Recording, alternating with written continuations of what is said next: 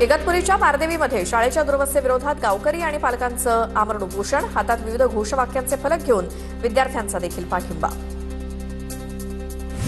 नाशिकच्या मालेगाव तालुक्यातील मोहपाडे येथे मेंढपाळांचा बिऱ्हाड मोर्चा, आंदोलकांचा वनविभागाच्या कार्यालयावरती शेकडो मेंढ्यांचा बिऱ्हाड मोर्चा, वनजमिनीवरील अतिक्रमण तातडीनं हटवण्याची मागणी. अहिल्यानगरच्या श्रीरामपुरात शेतकऱ्यांचा एल्गार, ब्रिटिश काळापासून प्रलंबित असलेल्या जमिनींच्या प्रश्नासाठी 9 गावातील शेतकरी रस्त्यावरती उतरले. 7,500 एकर जमीन मूळ मालकांना परत देण्याची मागणी. मान्य न झाल्यास सदर जागेवर कब्जा करण्याचा इशारा. कराडमधील माजी सैनिकांना वैद्यकीय सुविधा देणारे ECHS पॉलिक्लिनिक 12 दिवसांपासून बंद. याविरोधात माजी सैनिकांकडून निषेध मोर्चा, OIC यांना हटवू नये आंदोलनकर्त्यांची मागणी. पुण्यामध्ये मल्लिकार्जुन खरगे यांच्या समर्थनार्थ काँग्रेसचं आंदोलन. उत्तराखंडमध्ये मल्लिकार्जुन खरगेंची रॅली संपल्यानंतर ठिकठिकाणी भाजपनं गोमूत्र शिंपडलं होतं. या कृत्याचा निषेध म्हणून आंदोलन करण्यात आलं. मल्लिकार्जुन खरगे यांच्या अपमानाच्या निषेधार्थ वर्ध्यामध्ये काँग्रेसच्या वतीनं आंदोलन. वर्ध्यातील गांधी पुतळ्याजवळ काँग्रेस पदाधिकारी आणि कार्यकर्त्यांचं आंदोलन. मुख्यमंत्री देवेंद्र फडणवीसांच्या उपस्थितीत छत्रपती संभाजीनगरमध्ये तिरंगा रॅली. मोठ्या संख्येनं नागरिक सहभागी झाले. ड्रोनच्या माध्यमातून तिरंगा रॅलीची दृश्य टिपली. चंद्रपूर, गोंदिया, भंडाऱ्यामध्ये पदवीधर निवडणुकीच्या पार्श्वभूमीवर रवींद्र चव्हाण ॲक्शन मोडवर. रवींद्र चव्हाणांकडून प्रचाराचा आणि सभांचा धडाका सुरू. संघटनात्मक जिल्ह्यांच्या बैठकांमध्ये पदाधिकाऱ्यांचा उत्स्फूर्त प्रतिसाद. नाशिकमध्ये अपघातात जखमी झालेल्या दिलीप काळेंचा मृत्यू. 20 जुलैला त्र्यंबकेश्वर मार्गावरती दुचाकीला धडक दिली होती. अपघातात दिलीप काळेंच्या डोक्याला गंभीर दुखापत झाली होती. रायगडमधील रोहा शहराच्या प्रवेशद्वारावरती खड्ड्यांचं साम्राज्य. रस्त्यावरील खड्ड्यांमुळे नागरिक त्रस्त, पण प्रशासनाचं खड्ड्यांकडे दुर्लक्ष. खड्ड्यांमुळे नागरिकांचा संताप. मुंबई गोवा महामार्गावरील कोलाड नाका आणि सर्व्हिस रोडवरती खड्ड्यांचं साम्राज्य. मोठमोठे खड्डे पडल्यामुळे वाहनधारकांना मोठा त्रास. महामार्ग प्रशासनानं तातडीनं खड्ड्यांची दुरुस्ती करण्याची मागणी. बीडच्या परळी मलकापूर रस्त्याची दयनीय अवस्था. रस्ता दुरुस्त करण्याची मागणी. खड्ड्यांमुळे अपघाताच्या प्रमाणात वाढ. छत्रपती संभाजीनगरच्या गंगापूर तालुक्यातील तुर्काबाद घाणेगाव रस्त्याची पावसामुळे दुरवस्था. शाळकरी विद्यार्थ्यांनी बाटलीला माईक बनवत मांडली रस्त्याची व्यथा. चिखल, खड्डे आणि साचलेल्या पाण्यामुळे विद्यार्थ्यांचे हाल. कणकवलीतील तरळे बस स्थानकाच्या आवारामध्ये खड्ड्यांचं साम्राज्य. खड्ड्यात पाणी साचल्यामुळे नागरिकांना पाण्याचा अंदाज येईना. नागरिकांसह बस चालकांना देखील खड्ड्यांचा मोठा त्रास. मावळातील कानेफाटा, टाकवे भागातील रस्त्याची अक्षरशः चाळण. वाहन चालकांना जीव मुठीत घेऊन प्रवास करण्याची वेळ. रस्त्यावरील खड्ड्यांमुळे वाहन चालकांना मोठा त्रास. जळगावच्या मुक्ताईनगर तालुक्यातील अनेक बस थांब्यांची दुरवस्था. पावसामुळे प्रवाशांची मोठी गैरसोय. संबंधित विभागानं याकडे लक्ष देण्याची प्रवाशांची मागणी. पालघरमध्ये एसटी सुटल्यामुळे विद्यार्थिनींचा रात्रीच्या अंधारात 5 ते 6 किलोमीटरचा पायी प्रवास. कोगदे गावातील विद्यार्थिनींची बस सुटल्यामुळे पायी प्रवास करण्याची वेळ. जिल्हाधिकाऱ्यांकडून संपूर्ण प्रकरणाच्या चौकशीचे आदेश. पुण्याच्या भोर तालुक्यातील नीरा नदीच्या खोऱ्यामध्ये पावसाचा जोर वाढला. नीरा देवघर धरण हे काठोकाठ भरलं. धरणातून नीरा नदीपात्रामध्ये पाण्याचा विसर्ग सुरू.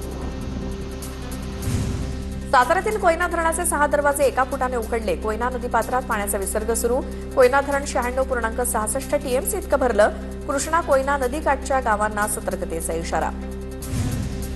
पुण्यातील खडकवासला धरणाला विद्युत रोषणाई. स्वातंत्र्य दिनानिमित्तानं खडकवासला धरणाला विद्युत रोषणाई करण्यात आली. पंढरपूरच्या यमाई तलावाच्या संवर्धनासाठी 15 कोटी रुपयांचा STP प्रकल्प सुरू. उपनगरातील सांडपाण्यावरती प्रक्रिया करूनच ते नदीपात्रात सोडले जाणार. तलावाचा पर्यावरणीय समतोल जपत भविष्यात बोटिंग, जलतरण तलाव आणि नागरिकांसाठी विविध सुविधा उभारण्याचा प्रशासनाचा मानस. निम्या कोल्हापूरची तहान भागवणारा कळंबा तलाव काठोकाठ भरला. सततच्या पावसामुळे कळंबा तलाव ओव्हरफ्लो.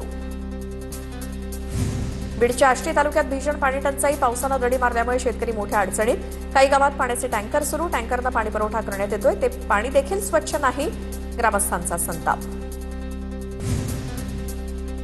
मुसळधार पावसामुळे शिंदखेड्यातील गुरुकृपा कॉलनीत जलमय. पाणी साचल्यामुळे नागरिकांची घराबाहेर पडताना मोठी कसरत. डासांचा प्रादुर्भाव वाढण्याची शक्यता असल्यामुळे नागरिकांच्या आरोग्याचा देखील प्रश्न निर्माण. नांदेडमध्ये पंजाबचे माजी उपमुख्यमंत्री सुखबीरसिंह बादल यांना वाचवणाऱ्या PI संतोष केंद्रे यांना रुग्णालयातून डिस्चार्ज. पोलीस निरीक्षक केंद्रे यांनी बादल यांच्यावर झालेला हल्ला स्वतः झेलला होता. संतोष केंद्रे यांच्या हाताला यावेळी दुखापत झाली. पंढरपूर अर्बन कोऑपरेटिव्ह बँकेच्या एटीएम अपहारावरती न्यायालयाचा निकाल जाहीर. आरोपी नीरज निषाद, आनंदकुमार रामसिंगची निर्दोष मुक्तता. ठोस पुराव्यांअभावी आरोपींची निर्दोष मुक्तता. पुण्यामध्ये दैवी शक्तीच्या नावाखाली अल्पवयीन मुलींचं लैंगिक शोषण. बंधू स्वप्नील लांडेचा स्वतःकडे दैवी शक्ती असल्याचा दावा. लोकांच्या श्रद्धेचा गैरफायदा घेत मुलींचं लैंगिक शोषण. आरोपी पुण्यातील बिबेवाडीचा रहिवासी असून फरार असल्याची माहिती. पुण्यातील भोंदूचा व्हिडिओ व्हायरल. शिष्य भोंदूचे पाय धुवून ते पाणी पितानाचा व्हिडिओ व्हायरल. भोंदू उमेश तागुंदेचा दुधानं पाय धुत असल्याचा व्हिडिओ. कुंभमेळा बनावट वर्क ऑर्डर प्रकरणी जळगावच्या जामनेर शहरातील आणखी 3 तरुण नाशिक पोलिसांच्या ताब्यात. पोलिसांनी 6 ते 7 जणांची चौकशी केल्याची सूत्रांची माहिती. जामनेर शहरातील आणखी काही तरुण नाशिक पोलिसांच्या रडारवर. वाशिमच्या शेलू बाजारमधील जिल्हा परिषद शाळेसमोर मोठ्या प्रमाणात कचरा टाकला जात असल्यामुळे परिसराला डम्पिंग ग्राउंडचं स्वरूप. दुर्गंधी, डास आणि भटक्या जनावरांमुळे विद्यार्थ्यांच्या आरोग्याचा प्रश्न निर्माण. तातडीनं उपाययोजना करण्याची मागणी. तुळजाभवानी मंदिरातील अजब कारभार समोर भाविकांनी दिव्यात ओतलेल्या तेलाची पुन्हा भाविकांनाच विक्री. मंदिर परिसरातल्या 200 मीटरवर तेल विक्रीला बंदी असताना सुद्धा भाविकांची लूट. तुळजाभवानीच्या भाविकांकडून तीव्र नाराजी व्यक्त. तुळजाभवानी मंदिराचा मुख्य प्रवेशद्वार आजपासून 3 दिवस बंद. सलग सुट्ट्या आणि संवर्धनाच्या कामामुळे मंदिर संस्थानचा निर्णय. धर्मदर्शन, मुखदर्शन आणि 300 देणगी पासधारकांना बिडकर पायरी आणि काळभैरव मार्गे मंदिरात प्रवेश. सोलापूरच्या माढ्यात अल्पवयीन मुलीवर लग्नासाठी दबाव टाकल्याप्रकरणी गुन्हा दाखल. शाळकरी मुलीवरती लग्नाचा दबाव टाकून फोटो व्हायरल करण्याची धमकी दिली. मुलीचा पाठलाग करत तिच्या कुटुंबियांना देखील धमकी दिली. माढा पोलीस ठाण्यात गुन्हा दाखल. अहिल्यानगरच्या श्रीरामपुरातील हॉटेल व्यावसायिक हत्या प्रकरणी उद्यापासून कुटुंबियांचं बेमुदत धरणं आंदोलन. हॉटेल व्यावसायिक आकाश दुबैया यांची भर दिवसा हत्या करण्यात आली. आरोपींवर मकोका अंतर्गत कारवाई करण्याची कुटुंबियांची मागणी. बीडमध्ये मयत विलास घुलेच्या नातेवाईकांनी बीड जिल्हाधिकारी कार्यालयासमोरचा रस्ता रोखला. न्याय मिळत नसल्याचा आरोप करत महिला नातेवाईक आक्रमक. गेल्या काही 10 दिवसांपासून घुले कुटुंबियांचं आमरण उपोषण सुरू. मालेगावात मेंढपाळांचं आंदोलन चिघळलं. मोहपाडामधील वनजमिनीवरील अतिक्रमण हटाव मागणीसाठी मेंढ्यांचं वन कार्यालयात घुसण्याचा प्रयत्न. शहरातील कॅम्प रोड पूर्णपणे बंद. घोरपडीची शिकार करणाऱ्या एका टोळीला वनविभागानं ठोकल्या बेड्या. पवनी वनक्षेत्रांतर्गत येणाऱ्या सावंगी मोजा इथे नागपूर वनविभागाची कारवाई. कबनूर गोळीबार प्रकरणामध्ये पोलिसांनी आणखी 6 आरोपींना ताब्यात घेत न्यायालयात हजर केलं. न्यायालयानं सर्वांना पोलीस कोठडी सुनावली. यापूर्वी पोलिसांनी 2 बंदुका, जिवंत काडतुसं आणि बंदूक बनवण्याचं कच्चं साहित्य जप्त केलं होतं. रायगड जिल्ह्यातल्या महाड तालुक्यात बंद घराचं कुलूप तोडून चोरट्यांचा डल्ला. सोन्याच्या 2 अंगठ्या आणि रोख रकमेसह 48,000चा मुद्देमाल जप्त. मुद्देमाल लंपास. जिते काजी मोहल्ल्यामध्ये घरफोडीची घटना. चोरट्यांचा शोध सुरू.